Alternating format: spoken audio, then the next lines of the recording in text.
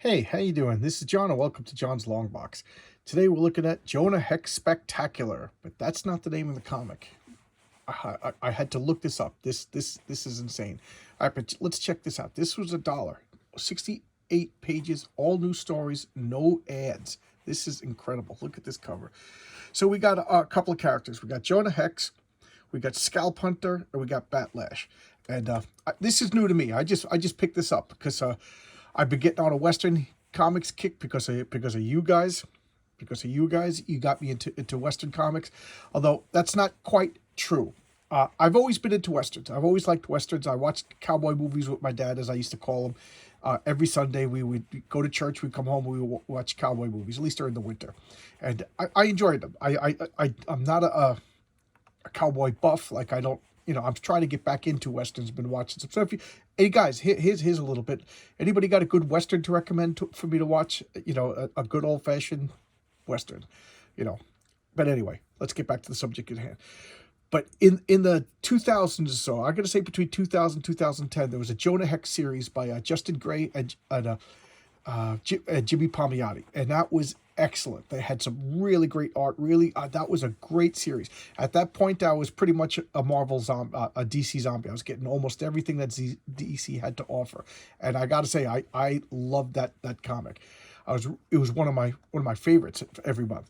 So I like Jonah Hex, and I got to admit I was kind of had a soft spot for Jonah Hex even before I was into westerns, because I kind of like he's just like this surly bastard of a guy, very like a contrary, just an unpleasant son of a bitch is the only way to describe him. Like I could just see Jonah Hex coming into the Deadwood show. I love that Deadwood show. That was like the beginning of my renaissance of rediscovering westerns. I started watching. I don't know why I watched an episode or two. Then I met my wife, and that's one of the things. Like before we were even married, we started watching Deadwood. But that's besides the point. But anyway, this is Jonah Hex. So who is Jonah Hex? Jonah Hex, he was a Confederate soldier during the Civil War. So he always wore gray. He wore a Confederate outfit, and that's something like the Gray and Palmiotti series kind of like tiptoed around. But he is a contrarian. That's the way to describe him. Whatever's the most popular thing, he's on the other side. So the Union won the war. So in the spirit of the character, he fought for the South. And why did he fight for the South? Not because he liked slavery or anything like that. He fought for the South because he didn't like the idea of the North invading his home. I think he was originally from Virginia or something like that. So, he was patriotic to his state. And at the risk of starting a controversy, I took a history class. I'm a history major. All right, I have an ancient degree history, but I took Civil War classes, and my teacher, why can't I remember his name? But he wrote a couple. We actually used his textbook. He's one of those kind of professors, and one of the things he made us do was read letters from Confederate soldiers and from Union soldiers. And first thing that we all noticed was, these guys weren't considered literate, but they wrote letters. Like the greeting was like a page of like, "Good morning, my sunshine and darling. Today I find myself out in the battlefield." Blah blah. Rather than just a hello. Like these guys, like could write. And again, these were considered illiterate soldiers. So that was amazing right then and there. But one of the letters was written by a Union general, and why can't I remember his name?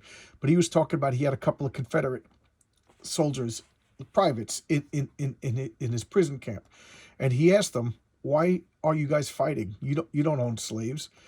And they said, like, "What's it to you?" And they said, "Why am I fighting?" The Confederate said, "Why am I fighting? Because you invaded." And that changed my whole point of view about the Civil War. It was always slavery, and all the South were bad, and all the North were good. And then we also learned that the North had child labor. First off, all the slave ships were coming out of Boston Harbor.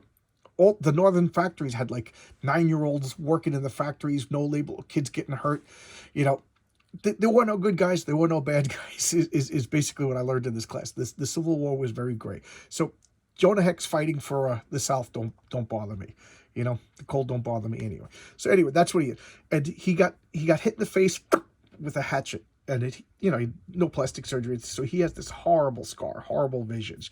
And so he was a Civil War soldier. He was a scout for the army, and then for the rest of his life he became a bounty hunter, and that's where this comic takes off. Okay, so 5 minutes and I didn't even open the comic. So this is a poster of him playing poker. He's supposed to take the whole comic out. You can see it double. There he is with the scar. So this is the last Jonah Hex story. Okay, this is Jonah Hex as an old man. Look at the gray hair. And so here's splash page. Jeez, I can't even talk. So the script is Michael Fleischer, art by Russ Heath. Russ Heath is a legend, just a legend. According to Chuck Dixon, and I'll take his word for it, nobody draws westerns better than Russ Heath. You know, I love this. Look at that. Look at that. Art by Russ Heath, lettering by Ben Oda, coloring by Bob LaRose, editor Larry Hama. Larry Hama, I started to know Larry Hama from Savage Sword of Conan and G.I. Joe, and I think he did some Punisher, but he's just another legendary person. Larry Hama, what can I say about him? He was I think he was in Vietnam. He was an American soldier in Vietnam of Japanese descent, and he was in a band. He was an actor. He was an artist, and he was an editor. So he's just, what do you call that, a Renaissance man. So here we have The Last Bounty. So here we have Jonah Hex staked out on a rock. Look at the realistic of that. I just really, I love that. And I'm going to go fast because this is 68 pages. So we have Jonah Hex, you know, setting up all the cowboy tropes, the horse and everything like that. And he's stalking these guys. These are his prey. And the prey are just like, Jonah Hex is after us. So Jonah Hex is an old, crafty old guy. So we got to be really, really sneaky. So they know Jonah's on him. And why? Because Jonah's getting old. You know, he's 66 years old, he says. And he's like, I can't believe I made it to 66 years old.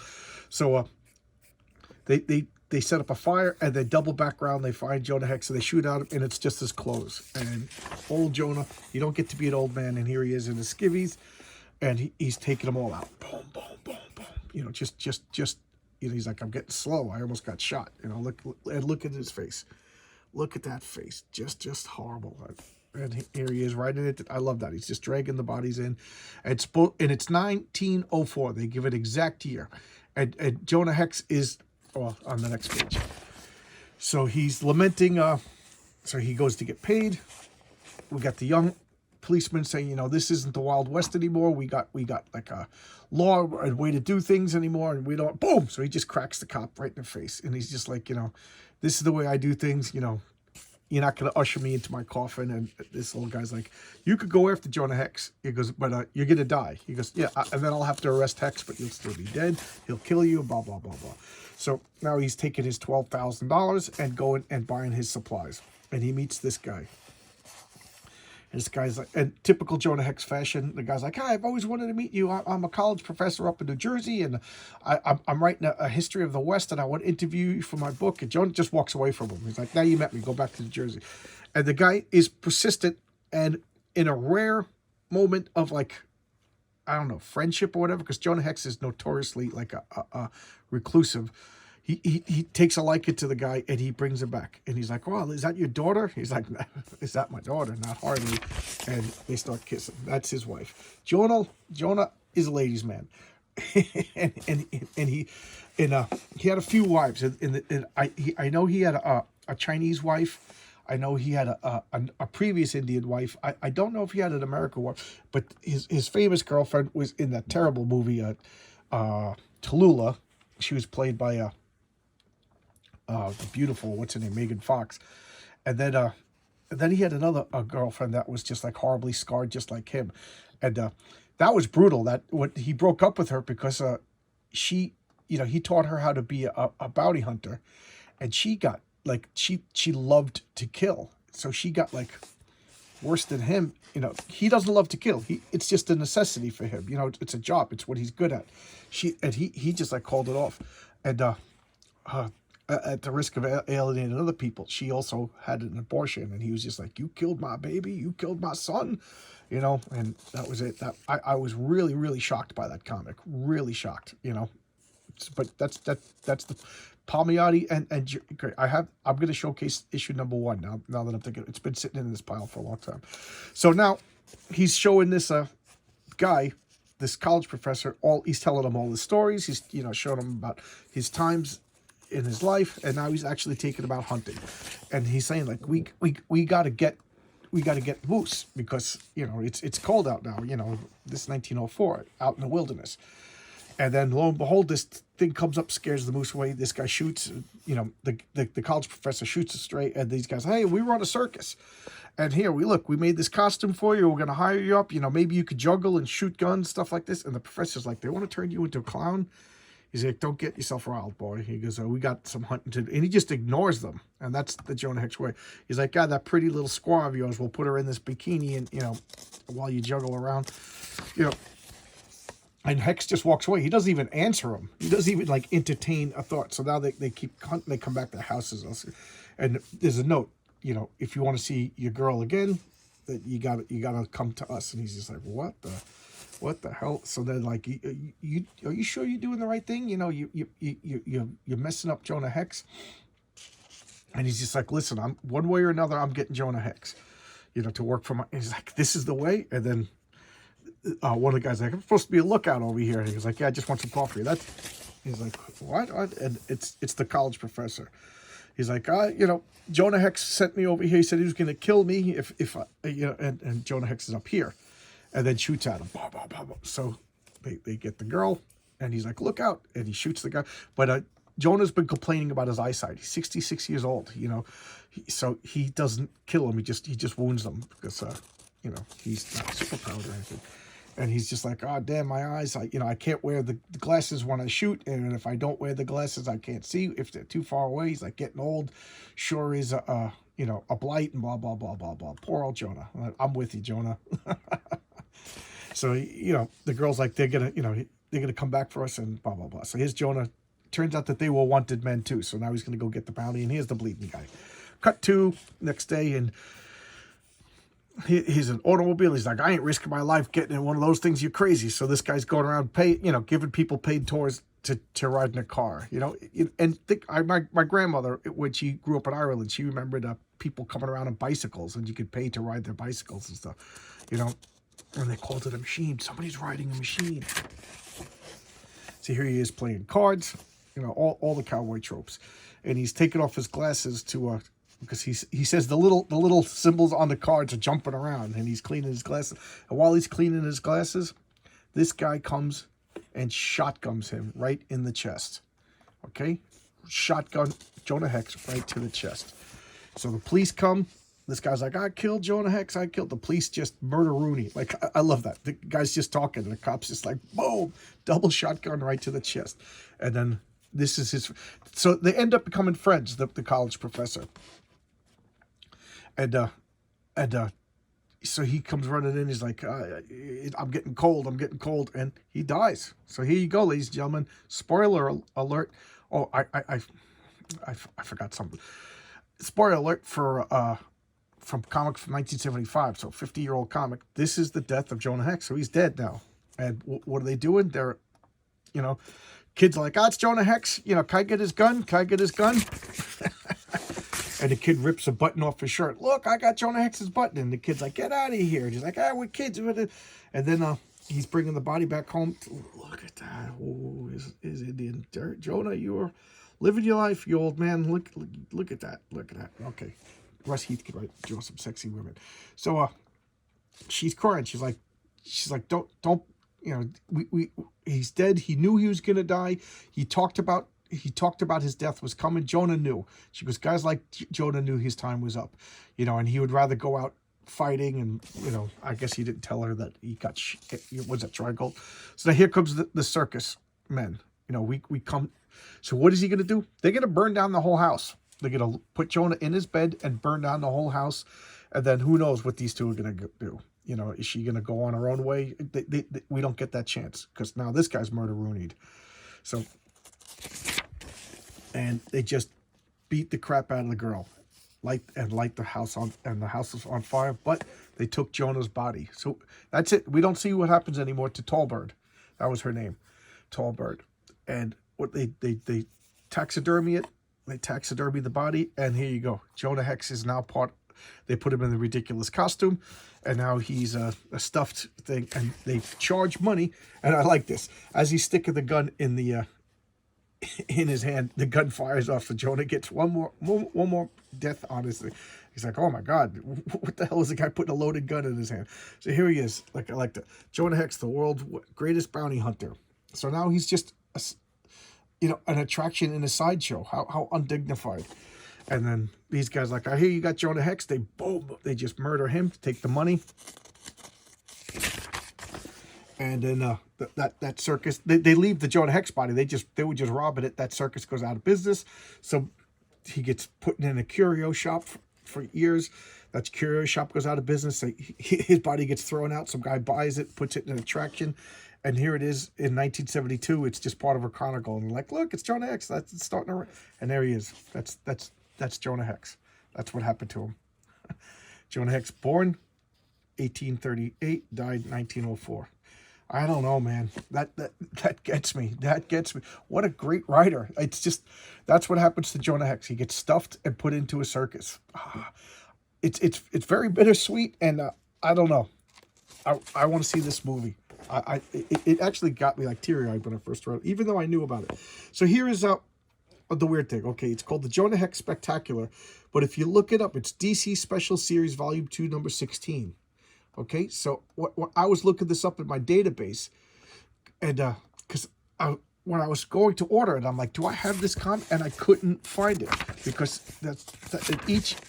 each one of these DC special stories showcase that it's a completely different character and everything, so it's kind of hard to keep track of. So here, I'm trying to get back to the Backflash story. And I tell you what, I was done with the Jonah Hex story, and I was like, I don't want to read anymore. It just put me in just such a well-written story. It's just, I don't know. To me, that was just an excellent cowboy story, well-drawn. Me telling you this way does not put justice into the way that he speaks, the way he carries himself, the little character moments. It's such a well-written story. I really, really recommend this comic. And, obvious, when I showcase comics, I recommend the comics. But this is one, I don't know. To me, that was like literature. And I know comic books are literature, but you know what I'm saying. To me, it's an important story. So this is Batlash. Okay, writer Denny O'Neil. I know Denny O'Neil, to me, is more famous as an editor than he is as a writer. But don't forget, he was a writer. He wrote that Hard Traveling Heroes with the Green Lantern and Green Arrow. I know I'm going to catch hell for this, but with that ungrateful black guy yelling at Green Lantern, what have you done? You're out there helping the blue skins and the green skins. What have you been doing for the black skins? Well, saving your planet. Saving your planet, you ungrateful piece of shit. Oh, sorry, guys. But that's what Green Lantern's been doing. Saving your planet from space aliens, Sorry, he's not a social justice warrior, but, when he saves the galaxy, he's saving the brown skins, too, you ungrateful piece of crap. So anyway, let's get back to Backlash. So Denny O'Neil wrote that. Denny O'Neil famously was not just the writer of not just the editor of Batman, but he was the custodian of Batman. And I really think that a high point in Batman in my collecting time has been when Denny O'Neil was the editor. And when Denny O'Neil just died, I don't know, 3 years ago, and I think Denny O'Neil's death is a marking point of like, it's the end of an era. It's the end of people who these people were custodians of the character. When you worked for Denny O'Neil as an editor, he gave you what was called the Batman Bible, and his philosophy was, we are custodians of this character. We are taking care of a character, and our job is to give it to the next generation so that this character could pay their bills, and this character could generate income, and this character could be part of culture. So he didn't want to destroy characters, but you bend them, you play with them, you twist their heads, you give the tires a kick, but you don't destroy the characters. He was very protective of Batman. And when he died, I just think that like whole philosophy of a custodian, you're curating, you have the Ark of the Covenant. You don't just, turn it into, this doesn't represent me. The writers under Denny O'Neil had to become writers for Batman. They didn't, they had to supplement their personal egos to make Batman the character. Now all the writers, not just for Batman, but all the others, it's like, how can I make this an extension of myself? Shut up, you egomaniacs. All right, now I'm going too far. Let's talk about Batlash. Batlash is about as far as a Western hero as you could get from Jonah Hex. Batlash is good looking. He's cowardly. He's an addicted gambler. That's it. He's not a bounty hunter or anything. He wants to avoid fighting at all costs. So here he is gambling, and the guy pulls a gun on him. And he's smooth, he's charming. So the guy pulls a gun on him. He's like, well, let me just see the time. I want to know what time I'm dying. And boom, he shoots him because he has a Derringer in a watch case. And the girl's like, wow, and he's getting kicked out of this gambling. He's like, you made too much money. You're too lucky. Get out of here. We're a business. And if you're chasing away, nobody wants to play, and the house is giving you too much money, so get out of here. And then as he goes outside, people are like, we want our money back. So he shoots the chandelier, takes him down. So this Chinese guy says, you're welcome to come and gamble in Chinatown. He goes, you haven't been kicked out of Chinatown. And as he's going to Chinatown, the guy's like, no white people in Chinatown. You can't go to Chinatown. And he's like, oh, really? Boom. Nobody's going to... So keep in mind, he's fighting not for justice, not because the guy's a racist or anything, nothing good or anything. He's fighting because this guy is stopping him from going to gamble. This guy's like, he wants him. He works for an organization, a mob, underground that wants to control the whites who into Chinatown for gambling. So he's not fighting for any good reason. He decks this guy right in the breadbasket because he stopped him from gambling. So now he's going in, and they're all gambling in here, and he's just gambling, and he takes this guy for everything that he's worth. And now he's like, let me go home and get the rest of the money I owe you. So now he's walking, he sees them guys just bothering this young Chinese girl, and he's, and Batlash just stands there. He don't do nothing about it. He's like, they're gonna go bother this Chinese girl. Turns out that guy that he owes money from, that's his sister. So he's like, hey, you can't beat up my sister. Who do you think you are? So Batlash just stands still while the guy goes and gets beat up. So there he is. He's not a hero. He's not a hero. And now he's like, we're going to kill him. He's like, okay, now this guy owes me money. Now I got to get involved in the fight. He owes me a lot of money. So he's like, all right, boom. And he just beats the crap out of him. What's that called? He pistol whips him. And the girl's like, turns out the girl's beautiful. So now he starts, sweet talking her. He's like, my heart pleads with you. Bless me with the sound of your name. I am Pao Lang. Oh, to hear your sound is music. And she's all charmed by him. He's just a dog. He's the exact opposite. Jonah Hex would have been like, get out of here, Like, Jonah Hex, I don't know, he's a prickly pear. So, he brings this guy back because he wants to get his money, and he's finding out that the Irish and the Chinese are fighting. Why the Irish and the Chinese are fighting? Because they both are competing for railroad worker jobs. I love that concept. I love the idea of that. It's a great Western story. So here the Irish gangs go on a fight. He's talking to the Chinese family, and he's taken by him because he's a dog and he's interested in the Chinese girl. And I can't turn the page. So now he's having tea with the family. The guy's paying him the money he owes him, and he's charmed to do it because Batlash is charming. That's his whole thing. So now he's leaving, and here come the Irish mob coming in. They're going to beat him all up. And what does Batlash do? He's like, Dad, I got the money. I don't care. And he just stands there while the guy gets killed. Not a hero. And the beautiful girl just admonishes him. What are you doing, you piece of dog? You're lower than an animal. You just stand there. You don't do anything. You let my brother get killed. It's like, well, you know what? I don't like when a pretty girl cries. So now he's going to go because... is he hiding that he's a good guy, or is he just a horn dog and he wants to make it with her, or whatever? So now he goes and beats the crap out of everybody. And I like what they say. Batlash is in here. That guy better cancel his plans for all his tomorrows. So he goes in and beats the crap out of everybody. And he finds out that there's a Chinese guy who's working with the Irish guy and selling him out.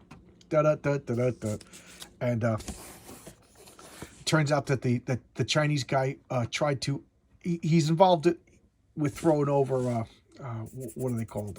He tried to overthrow the Chinese government, and now he's moved to Australia because the government agents keep trying to get him. Pretty interesting story, I thought. This is Scalp Hunter. This is by Jerry Conway and Dick Ayers and Danny Boulandi. Danny Boulandi, I know him. He did a lot of Marvel in the 80s. And Dick Ayers, he did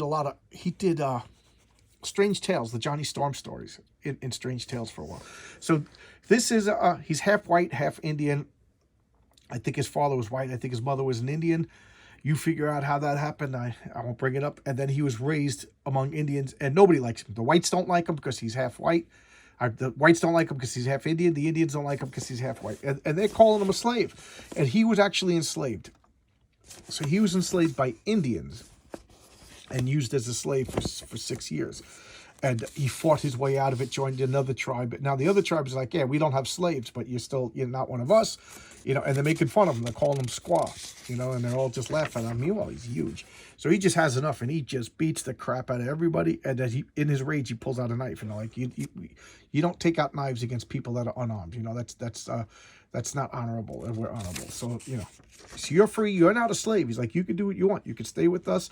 You could leave with us, but you are not of us. You know, so even the good guys are treating him bad. So, you know, he's packing up and he's going to go leave. But before they leave, they're having what's known as the Sundance, and he wants to join the Sundance. They tell him, you can't. You're not us. You know, you're not of our tribe. You're not even of our race. Go get out of here. So he goes and he builds his own little Sundance thing. And these guys, are you familiar with the Sundance? I didn't know anything about it until I lived out west. But they would dance until they're exhausted, and then hook themselves, and then like hang out in the sun. And one by one, guys would like scream and give up. You know, it's basically torture, if you ask me. And they would hallucinate through the pain. It was like a tough guy thing. And the guy that he fought with could only do 3 hooks, but of course Scalp Hunter could do 4 hooks. So he's the man. He passes out, and he's found by these black guys who are ex-slaves. And what are they doing? They're leaving Kansas because they don't know if Kansas is going to be a free state or a slave state. So they're sneaking out through the wilderness up into Canada. And they stopped, and they saved him because he was dehydrated. And they're talking to him, and they're saying, you know, Kansas is getting pretty crazy. And they use some real history. They're talking about the anti-slavery guys who just massacred the slavery guys in a bloody battle. He goes, you know, and even the anti-slavery guys are like, wow, you just ambushed.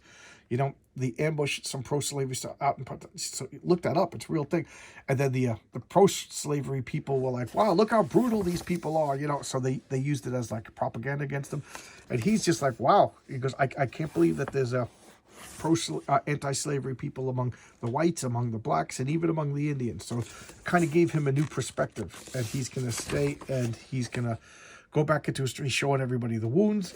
He beats up the guy that was making fun of him, and now they pretty much accept him because he did the dance, and he did it better than everybody else. And now he's part of that tribe, and he's leading them to fight pro-slavery troops and whatever. So this is before the Civil War, and that's basically like his origin, I guess. And here's the other side of the picture. You know, gets shot right through the Ace of Spades. This was excellent. This was absolutely excellent. Not a superpower in the comic. Just great storyteller with excellent art. I can't recommend this enough. I forget how much I paid for it. If you can track down a copy, get it. So let's give you the... it is DC Special Series number 16. I don't see a 16 anywhere on here. I don't see where it says DC Special Series. So you probably, you know, Jonah Hex Spectacular. So you'll probably see Jonah Hex Spectacular, but I couldned find it on any of the software databases. Excellent comic. All right. So this is Christmas Eve. I'm still looking for a Christmas-themed comic to show on Christmas. And Merry Christmas, everybody. Happy New Year. And I'll see you with another video. And thanks a lot, everybody. Comments are great. Thank you. See you around. Bye-bye.